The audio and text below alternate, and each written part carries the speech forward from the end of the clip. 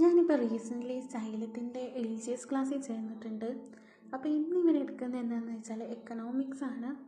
Economics ഞാൻ already പഠിച്ചതാണ്. എനിക്കിപ്പോൾ ഉള്ള കുട്ടികളോടൊക്കെ പറയാനുള്ളത്, നിങ്ങൾക്കൊരു ടീച്ചിങ്ങിലേക്കോ അങ്ങനെയൊന്നും നോക്കുന്നില്ലെങ്കിൽ ആരും PG എടുക്കാൻ പോകേണ്ട കാര്യമില്ല. ഇപ്പം എൻ്റെ ലൈഫിൽ സംഭവിച്ച പോലെ സംഭവിക്കും. വെറുതെ 2 വർഷം പോയി കിട്ടും, അല്ലാതെ ഒരു ഉപകാരമില്ല ഈ PG എടുത്തിട്ട്. അല്ലെങ്കിൽ നിങ്ങൾ ഈ PG വെച്ച് പുറത്ത് പോകുമോ അങ്ങനെ എന്തെങ്കിലും ചെയ്യണം. ഇപ്പം കൊമേഴ്സിൻ്റെ PG എടുത്ത എന്നെ സംബന്ധിച്ചോളം ഒരു എക്സ്പീരിയൻസ് ഇല്ലാന്ന പേരിൽ ഒരു കമ്പനിയിലും ജോലി കിട്ടില്ല. അപ്പം PG എടുക്കരുതെന്നാണ് എൻ്റെ ഒരു അഭിപ്രായം. ഇപ്പം ഇത്രയും PG എടുത്ത് PGയിൽ 77% ടോട്ടൽ വാങ്ങിയിട്ടും നമുക്ക് ഒരു വിലയില്ല.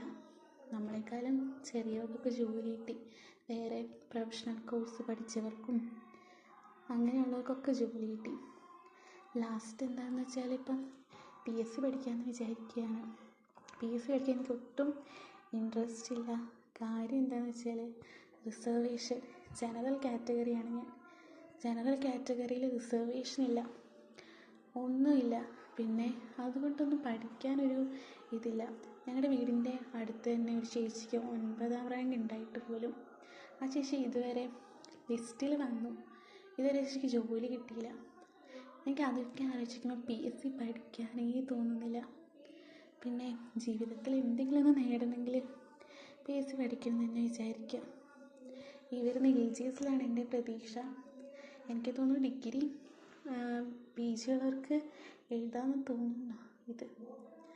അപ്പം ഇതെങ്കിലും ഇതാക്കണം.